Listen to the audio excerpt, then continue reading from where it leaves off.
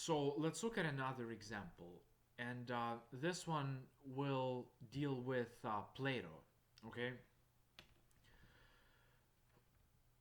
for Plato, writing and speaking are not the same. All right, and by the way, the reason why we bring up Plato in this example is because Derrida thought that the way Plato treated speech versus writing is the way that all of Western philosophical tradition treated it. So, and he wants to do same thing as we did in the Jean-Jacques Rousseau example, which is deconstructed. Kind of challenge it and turn it upside down and show that this concept kind of falls apart if you think of it as stable, clear cut, defined, and unchangeable. All right. So, um, anyways, here is a super important concept which you should understand if you want to make sense of Derrida's philosophy, and that is logocentrism. Okay, logocentrism. So, what is logocentrism?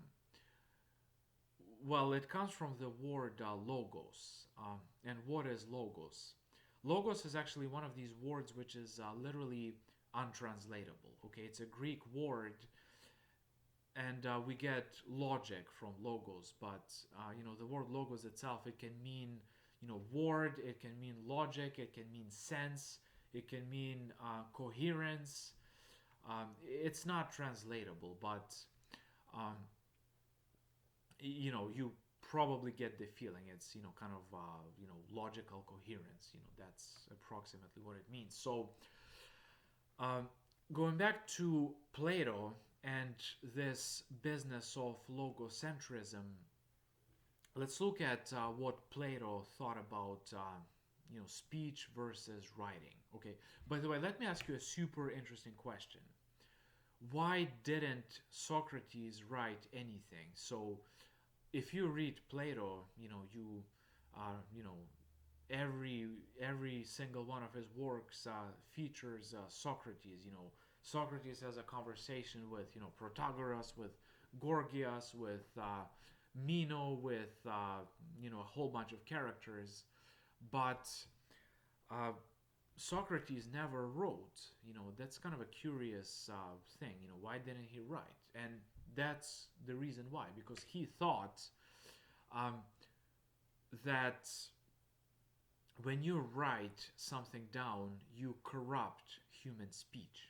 All right, so there is this presence which you have in speech, but which gets lost in writing, in the act of writing, and that's why Socrates never wrote. Okay, he thought that writing it's a bad thing in itself.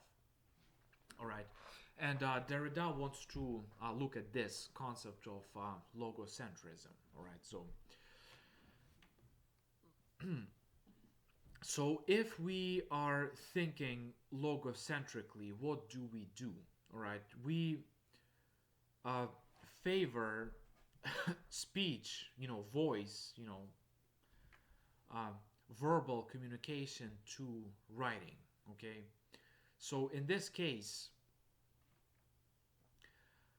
voice, human voice, has this presence. Okay, it has presence, and once you write something down, you lose it. And once again, Derrida says, stop, hold on, all right, not so fast.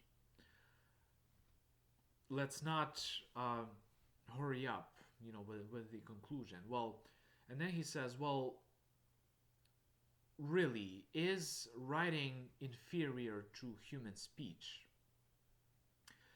And he kind of mentions this interesting, phenomenon of cave paintings. Those kind of ancient, prehistoric people. And what's interesting is that they, scribble stuff in caves.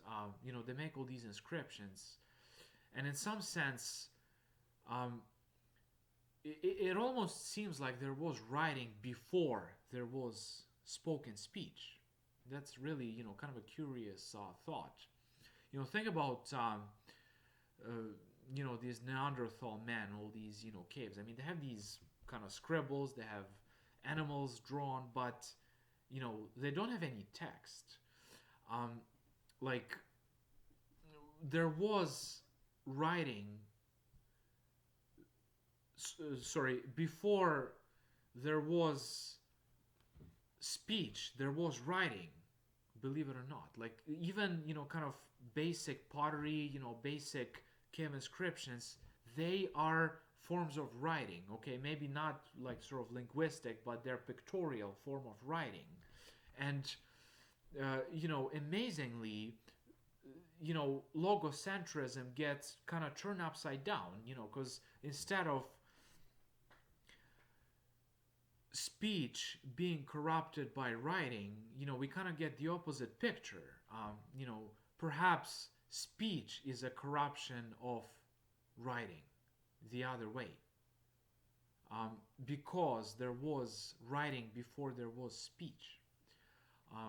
Really, really curious stuff. So, Derrida questions our logocentrist philosophy, and he deconstructs it too.